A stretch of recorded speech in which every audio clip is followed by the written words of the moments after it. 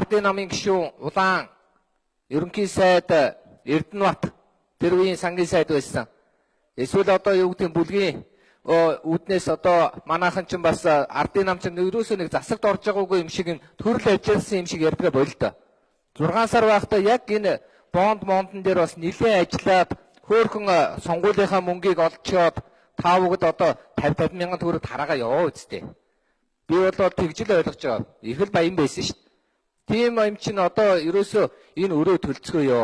Тэр доллар хаавна. Тэрийг надад хэлээд өгөөч. Өөрөөр хэлэх юм бол эрэлт нийлүүлэлтийн хуулиараа бол 6 банк одоо Монголд нэг томоохон 6 банк л байгаа бах. Хангалттай доллар авсан. Хамгийн сүүл 70 сая доллар авсан. Ингээд 12 оноос хойш оруулсан нийлүүлэлттэйгээр валют зарсан гэдэг нийлүүлэлтээр бол бараг одоо тэд нэр 2-3 тэрбум доллар бараг авцсан баг. Валютын нөөц нэлээд багассан гэж ярьж би дууссан.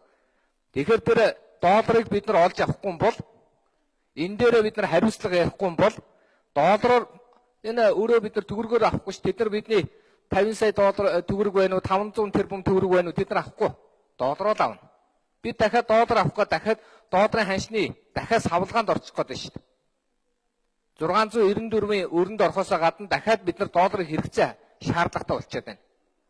Аргаа аваараа бид нар хятадаас өнөөдөр 4.2 тэрбумыг авъя гэд бүр ард түмний хүртэл доромжлоод уучлалгуйлаа барилаач гэж ингэ яваа үсттэй. Одоо ийм байдалд биднийг оруулсан энэ нөхдүүдтэй хариуцлага яриач. Илээр ярих гэвэл ийм юмнуудаа бүгдээрээ ярий. Хаалттай гэвэл би бас хаалттай нарийн юмнуудыг чи асуумаар байна. Баярлалаа.